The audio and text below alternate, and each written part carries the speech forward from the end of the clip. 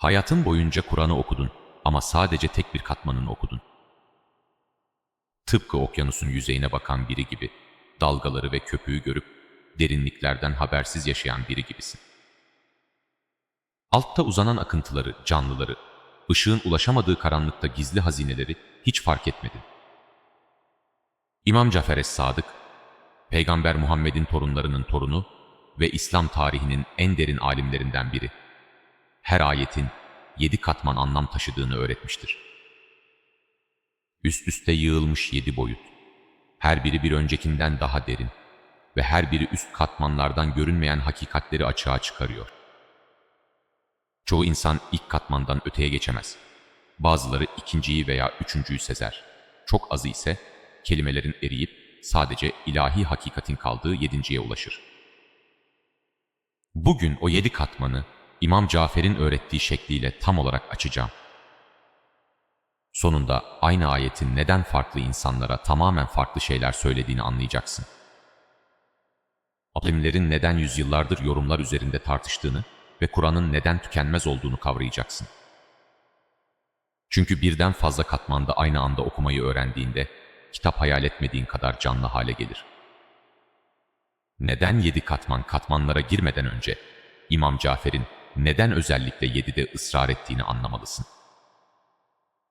O 7 sayısının yaratılışın dokusuna işlendiğini öğretmiştir.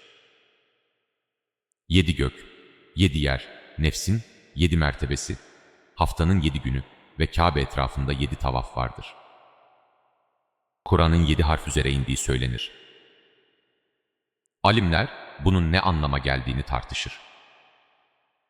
İmam Cafer'e göre 7 harf, dilsel farklılıklar değil, varoluşsal derinliklerdir. Aynı kelimelerin aynı anda işaret ettiği 7 gerçeklik seviyesidir. Bunu bir metaforla açıkladı. Bir ağaç hayal et. Bir açıdan yaprakları görürsün, başka bir açıdan dalları görürsün. Aşağıdan bakınca gövdeyi, toprağın altından bakınca kökleri görürsün. Ağaç aynı ağaçtır ama bakış açın neyi algıladığını belirler. Kur'an da böyledir. Mekansal bakış açıları yerine varoluşsal bakış açıları vardır. Aynı ayet 7 gerçeklik seviyesinde aynı anda bulunur ve hangi seviyeye ulaşacağın bilincinin gelişimine bağlıdır. İmam Cafer, bu katmanların insanın bebeklikten manevi olgunluğa kadar 7 gelişim aşamasına karşılık geldiğini de söylemiştir. Çocuk Kur'an okur ve hikayeler duyar, genç okur ve ahlaki rehberlik bulur, yetişkin okur ve hukuki ilkeler keşfeder. Arayan okur ve tasavvufi manalar bulur. Hakikate ermiş kişi okur ve kendi yüzünün yansımasını görür. Her aşama kavrayacak kapasiteye sahip olduğu katmana erişir. Kur'an değişmez, okuyucu değişir. 1. katman, zahir yani görünen literal anlamdır.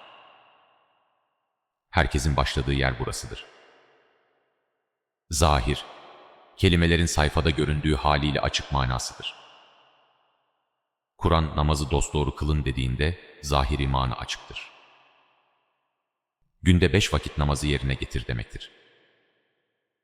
Domuz eti yemeyin dediğinde zahir, doğrudan bir yasaktır. Hz. Musa'nın Firavun'la yüzleşme hikayesini anlattığında zahir, geçmişte olmuş olaylara dair tarihi bir anlatıdır. İmam Cafer, zahirin yanlış veya değersiz olmadığını öğretmiştir. O gerekli temeldir. Görünen manayı tam olarak öğrenmeden daha derin katmanlara ulaşamazsın. Arapça bilmeyen biri zahirin ötesine geçemez, çünkü dilin kendisi kapıdır. Tarihsel bağlamı bilmeyen biri yüzeydeki manayı bile yanlış yorumlar. Zahir, daha derin olan her şeyden önce tam öğrenilmelidir. Bu katmanda Kur'an bir hukuk, tarih ve ahlak kitabı olarak işlev görür. Ne yapacağını ve nelerden kaçınacağını söyler. Önceki milletlerin hikayelerini ibret alman için verir. Helal ve haramın çerçevesini, izin verilen ve yasaklanan sınırlarını belirler. Çoğu Müslüman hayatını bu katmanda yaşar ve İmam Cafer, samimiyetle yaşanırsa bunun tek başına kurtuluş için yeterli olduğunu söylemiştir. Cennete girmek için mistik keşfe ihtiyacın yok. Zahire iman ve güzel ahlakla uymak yeterlidir. Ama zahiricilik hatasına karşı da uyarmıştır. Görünen mananın tek mana olduğunu düşünme hatası.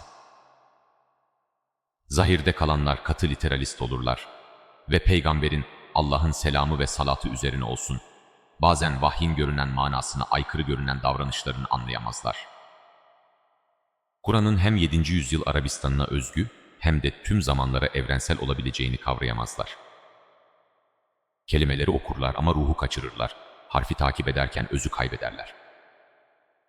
Zahiri gerçekten kavrayıp kavramadığının testi basittir. Hukuki hükmü çıkarabiliyor musun? Anlatıyı doğru özetleyebiliyor musun? Ayetin neyi emrettiğini veya yasakladığını açıkça açıklayabiliyor musun? Cevabın evetse birinci katmanı tamamlamışsın demektir. Eğer ayetin temel manası karşısında kafan karışıyorsa, ayeti basit bir dille özetleyemiyorsan, henüz temeli öğrenmemişsindir. Geri dön, kelimeleri çalış, grameri öğren, bağlamı anla. Ancak o zaman daha derine inebilirsin. İkinci katman, tefsir, yani açıklayıcı manadır. İkinci katman yorumun başladığı yerdir. Tefsir, zahirde yoğunlaşmış olanı açmak ve detaylandırmak demektir. Kur'an namazı kılın dediğinde, tefsir katmanı sorar. Namazı ikame etmek, gerçekte neyi içerir, kaç rekattır, vakitleri nedir, şartları nelerdir zahir emri verir. Tefsir uygulama detaylarını sağlar. İmam Cafer, en büyük müfessirlerden biriydi. Bu katmanın hadis bilgisi, Arap belagati, nüzul sebepleri ve nesih bilgisi gerektirdiğini öğretmiştir. Tefsir şahsi görüşle yapamazsın. Vahye şahit olanlardan veya onlardan öğrenenlerden gelen nakle dayanmalıdır.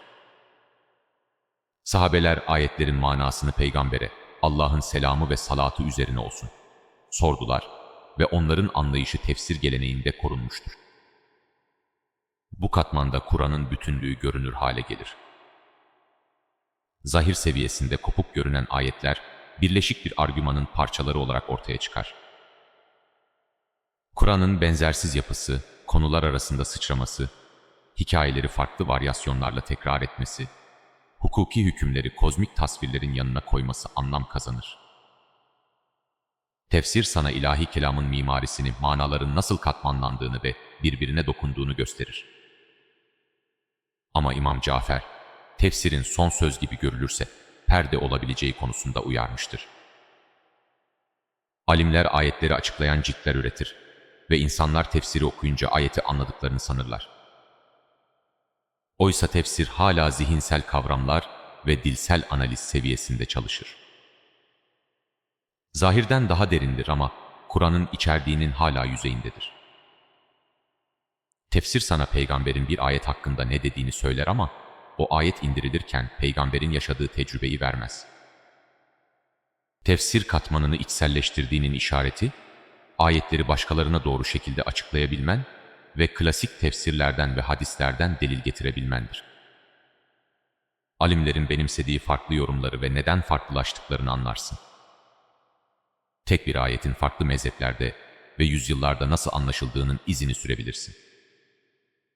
Bu ilmi bir bilgidir ve değerlidir.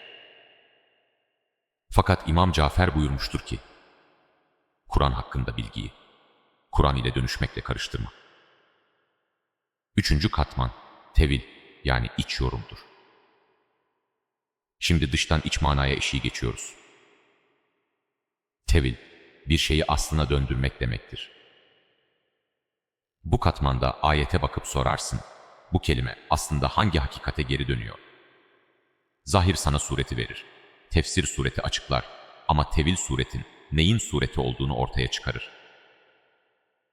İmam Cafer, Kur'an'daki her dış emrin karşılık geldiği bir içsel manevi hakikat olduğunu öğretmiştir.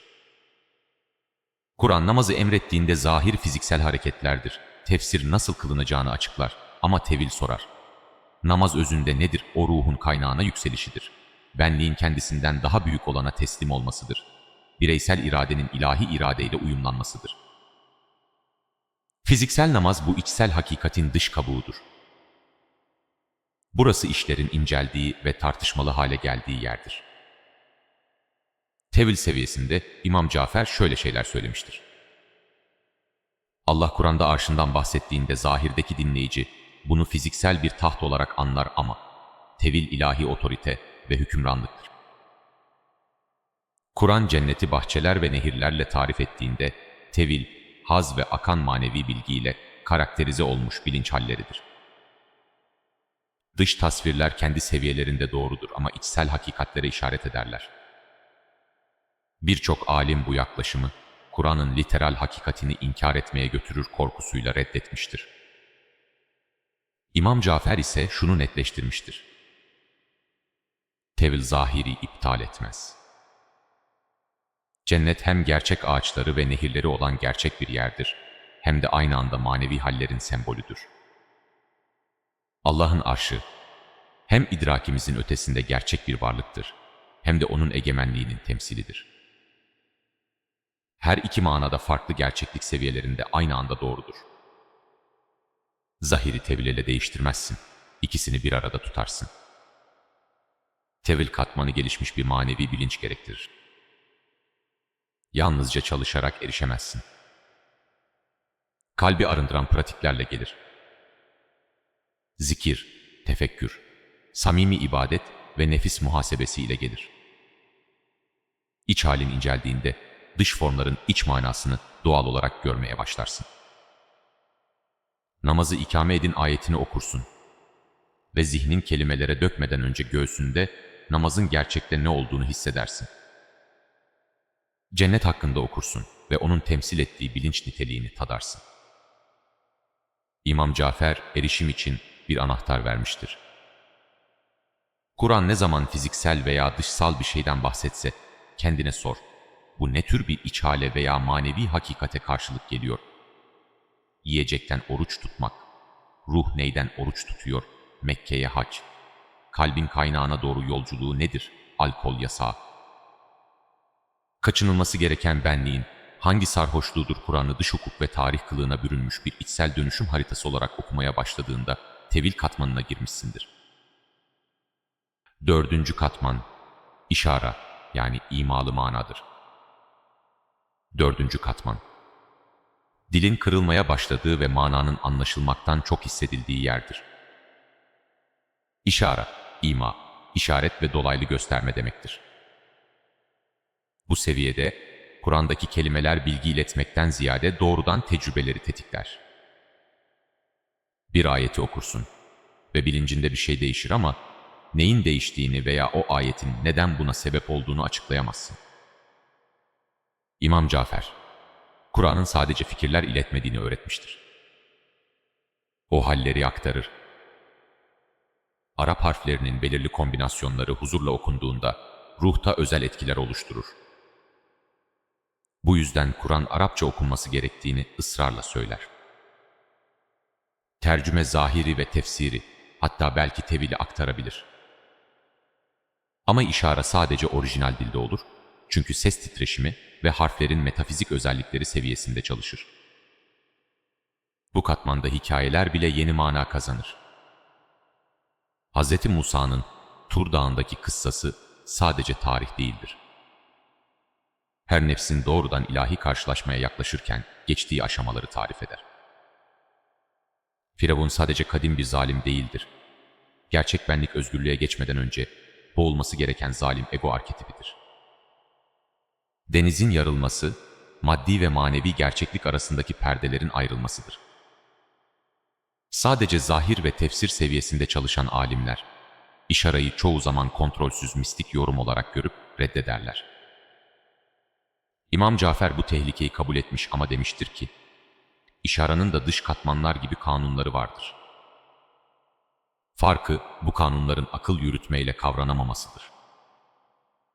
Onları uyanmış kalp tanır. Nur ayeti hakkında biri tefsir seviyesinde ışığın metaforunu açıklar, tevil seviyesinde ilahi bilginin yaratılışı aydınlatması der. Ama işare, ayeti huzur halinde okurken bilincinin o ışığın bir ifadesi olduğunu doğrudan hissetmendir. Okuyan farkındalık ile tarif edilen nurun ayrı olmadığını fark ettiğin o an işarettir. Bu katmana erişim pratiği, Kur'an'ı abdestli halde, sessiz bir mekanda yavaşça hem sese hem manaya tam dikkat vererek okumaktır. Analiz etmeye çalışmadan ortaya çıkan hissi hissetmene izin vermektir. Bazen tek bir ayet seni durdurur ve onunla bir saat oturursun. Onu düşünmeden, onun senin üzerinde çalışmasına izin vererek. Ayet bir kapı olur ve sen kelimelerin üretmek üzere kodlandığı hale adım atarsın. 5. katman, letaif, yani latif manadır. Latif, ince, zarif ve rafine demektir. Bu katmanda Kur'an okuduğun bir metin olmaktan çıkar, temas kurduğun canlı bir bilinç haline gelir. İmam Cafer, Kur'an'ın sadece Allah'ın şeyler hakkındaki kelamı olmadığını öğretmiştir. O aynı kelimeler 1400 yıldır orada durmasına rağmen tam olarak senin şu anki haline ve soruna göre sana özel olarak Allah'ın kelamıdır. Letaif seviyesindeki biri Kur'an'ı rastgele açar ve tam da içinde bulunduğu durum için ihtiyaç duyduğu ayeti kendi özel koşullarına doğrudan hitap eden bir ifadeyle bulur. Bu tesadüf denemeyecek kadar sık olur. İmam Cafer bunu Kur'an'ın diri, duyarlı ve akıllı olmasıyla açıklamıştır. Ölü kelimelerden mana çıkarmıyorsun, seni tanıyan ve sana rehberlik eden canlı bir mesaj tarafından sana hitap ediliyor. Bu katmanda yüzlerce kez okuduğun ayetler, aniden daha önce hiç görmediğin manaları açar. Ayet değiştiği için değil, sen değiştiğin için ve her zaman orada olan latif mana, yeni bilinç haline erişilebilir olmuştur. Kur'an seninle birlikte büyür. 20 yaşında anladığın, 40 yaşında anladığından farklıdır. 60 yaşında anladığından farklıdır. Aynı ayeti okusan bile böyledir. Çünkü ayet sonsuz mana içerir ve kapasitene göre açığa çıkar. İmam Cafer, letaif katmanını sohbet olarak tanımlamıştır. Kalbinde bir soru sorarsın, sonra Kur'an'ı açarsın ve denk geldiğin ayet soruna cevap verir. Ama beklediğin şekilde değil, farkında bile olmadığın daha derin bir soruya cevap verir. Ya da sorunun çerçevesini tamamen değiştirir. Problem sandığın şeyin aslında çözüm olduğunu gösterir. Bu, Kur'an'ın manevi rehber, kişisel yol gösterici olarak halidir. Bu seviyedeki tehlike, arzularını metne yansıtıp buna ilahi rehberlik demektir. Kişi zaten aldığı bir kararı meşrulaştırmak ister. Kur'an'ı açar ve denk gelen ayeti onay olarak yorumlar. İmam Cafer buyurmuştur ki, hakiki letaif ile projeksiyon arasındaki fark şudur. Letaif çoğu zaman duymak istediğinin tam tersini söyler. Seni zorlar, kör noktalarını ortaya çıkarır. Kaçınmak istediğin bir büyümeye çağırır. Eğer Kur'an hep mevcut görüşlerini onaylıyorsa letaif almıyorsun. Kitabı egon için bir ayna olarak kullanıyorsun demektir. Bu katmanın pratiği istiharedir. Samimi bir soruyla Kur'an'ı açmak ve gelen ayeti cevap olarak almaktır. Ama duymak istemediğin bir şeyi duymaya razı olarak gerçek bir tevazuyla yaklaşmalısın. Kendi düşüncelerin ile ayetin gerçekte ilettiği şey arasındaki farkı ayırt edecek kadar içsel bir muhakeme geliştirmiş olmalısın. Ve gelen şey zor olsa bile gereğini yapmaya istekli olmalısın. 6. katman, hakika, yani özsel hakikattir. Hakika, gerçeklik, hakikat ve öz demektir. 6. katmanda sen ile Kur'an arasındaki ayrım çözülmeye başlar. İmam Cafer, bu seviyede artık hakikatler hakkında okumadığını öğretmiştir. Hakikatleri doğrudan deneyimliyorsundur. Kur'an kendi bilincinin bir haritası olur ve onu okumak, kendini okumaktır. Kur'an, Hz. Adem'in yaratılışını anlattığında hakika seviyesinde ilk insan hakkında bilgi öğrenmiyorsundur. Kendi yaratılışına, ilahi nefesin surete girdiği ve bilincin uyandığı o ana şahit oluyorsundur. Kur'an, kıyamet gününü anlattığında gelecekteki bir olay hakkında okumuyorsundur. Muhasebenin şu anda olduğunu her amel tartılırken ve her düşünce açığa çıkarken deneyimliyorsundur. Kur'an cenneti ve cehennemi anlattığında bu hayatta tattığın halleri tanıyorsundur. İmam Cafer bu seviyede Kur'an'ın senden ayrı bir kitap olmaktan çıktığını ve farkındalığının yapısının kendisi haline geldiğini söylemiştir. İçinden geçtiğin her hal, hissettiğin her duygu, ortaya çıkan her düşünce, hepsi Kur'an'da bir yerde referanslıdır. Kitap senden dışsal bir gerçekliği tarif etmiyordur. Senin olduğun gerçekliği tarif ediyordur. Sen okunan metninsindir. Burası İmam Cafer'in en tartışmalı sözlerinin ortaya çıktığı yerdir. Ben konuşan Kur'an'ım demiştir. Ve babası İmam Bakır, biz Kur'an'ın manalarıyız demiştir. Eleştirenler onların Kur'an'ın kendisi olduklarını iddia ettiklerini söyleyerek suçlamışlardır. Ama İmam Cafer hakika seviyesinde ilahi kelam ile o kelamı tam olarak kuşanan kamil insan arasında ayrılık olmadığını açıklamıştır. Kur'an'ın emirleri senin tabiatın olmuştur. Kur'an'ın bilgisi senin bilincin olmuştur. Kur'an'ın varlığı senin varlığın olmuştur. Çoğu insan bu katmana asla ulaşamaz. Çünkü tam bir dönüşüm gerektirir. Benliğin sağlamken, arzuların ilahi iradeye zıtken, algın bağlılık ve nefretle bulanıkken Kur'an'ı hakika seviyesinde anlayamazsın. Hakika sadece ölmeden önce ölen, ayrı benliği eriyen ve ilahi hakikat için berrak bir kap haline gelen kişiye kendini açar. Ama İmam Cafer, henüz tam olarak varmamış olanlar için bile hakikatin parıltılarının mümkün olduğunu öğretmiştir. Derin dua anlarında, derin tefekkür hallerinde, Kur'an tilaveti sırasındaki idrak parlamalarında perde incelir ve kelimelerin arkasındaki özsel hakikati görürsün. Bu parıltılar çok kıymetlidir. Yolun nereye çıktığını gösterirler ve yolculuğun talep ettiği her fedakarlığa değeceğine dair sana kesinlik verirler. 7. katman, sır, yani gizli sırdır. 7. ve son katman sırdır ve İmam Cafer, ondan sadece en ileri öğrencilerine parçalar halinde bahsetmiştir. Bu seviyede artık kelime kalmaz. Çünkü dil aşılmıştır. Kur'an artık ayetler veya manalar veya hakikatler değildir. Vahiy formuna bürünmeden önceki farklılaşmamış ilahi varlıktır. İmam Cafer, Kur'an'ın indirilmeden önce, söylenmeden önce, yazılmadan önce var olduğunu öğretmiştir. Kitabın anası denilen yerde, tüm vahyin kaynağında, ilahi zihindeki ezeli bilgi de var olmuştur. Sır katmanı, o tezahür öncesi hale erişmektir. Kur'an olmadan önceki Kur'an, kelime olmadan önceki kelimedir. Bu katmanda Kur'an'ı okumazsın. Kur'an'ın ilk kez indirildiği alanın kendisi olursun. Hz. Muhammed'in Allah'ın selamı ve salatı üzerine olsun, Hira mağarasında Cebrail ilk geldiğinde yaşadığını hatıra veya hayal olarak değil, zamanın dışında var olan ezeli vahiy anına doğrudan katılım olarak deneyimlersin. İmam Cafer bu katman hakkında çok az şey söylemiştir. Çünkü doğrudan konuşulamaz. Ona dokunanlar birbirlerini işaretler ve imalar yoluyla tanırlar. Ama yaşamamış olanlara her tarif saçma veya küfür gibi gelir. O, sır seviyesinde Kur'an'ın her harfinin bir evren olduğunu söylemiştir. Her kelimesi bir kozmotur. Her ayeti bir sonsuzluktur. Bütün kitap, her şeyi içeren tek bir noktaya çöker ve o nokta Allah'ın zatının doğrudan bilgisidir. Sırra ulaşmanın pratiği teknik değil, lütuftur. 7. katmana zorla giremezsin. Kendini arınma ve teslimiyetle hazırlayabilirsin. Sonra perdenin diğer taraftan kaldırılmasını beklersin.